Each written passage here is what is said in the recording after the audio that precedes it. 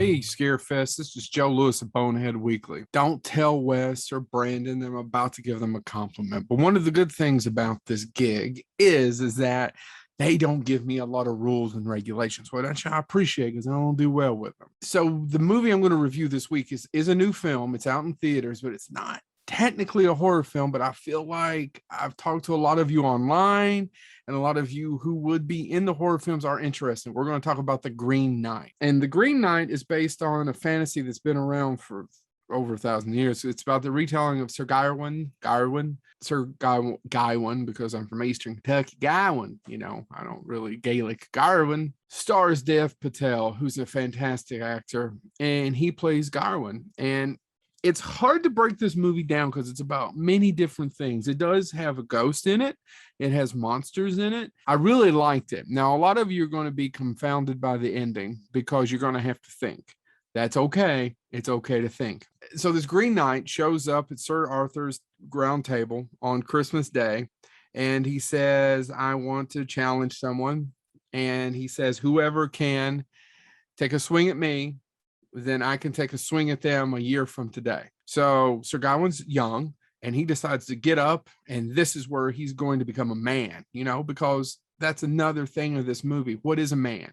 Well, how do you become a man? How do you do your own legend? How do you live your own life? How do you become whatever that is? I don't know, resonated with me. So he gets up and he takes the axe and he chops the Green Knight's head off. Well, the Green Knight gets up, puts his head back on, kind of smiles and said, I'll see you in a year. So for a year, stories are told about Sir Gawain fighting of the Green Knight, how he's a hero, but he isn't a hero. He's at least not a hero yet. Not till he leaves and meets him at this church, the Green Knight, a year from now. A year comes, he talks to the king, he decides to leave, and then adventures ensue. And I don't want to give too much away. There's many different stories that happen. I mean, he's attacked by vandals. There's a ghost story. Joel Edgerton has a little bit of in the third act plot with him, if you know who that actor is. I thoroughly enjoyed this movie, but it's not going to be for everyone. It isn't going to answer all your questions. What's it about? Is it about him becoming a man? Is it about destiny? Is it about how we deal with things when they're awful and that is somehow sums up who we are?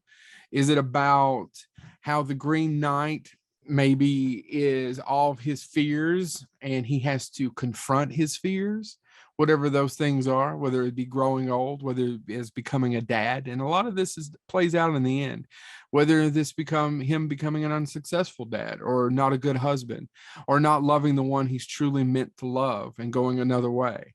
And then thinking that destiny isn't his destiny, or maybe this is his destiny. And is there such thing as destiny? There's a lot of questions. I know it's a metaphysical kind of setting outside of yourself, thinking about what is your own philosophy, how you live your life, and what choices and how those choices make your life, because your life is about choices. I love The Green Knight.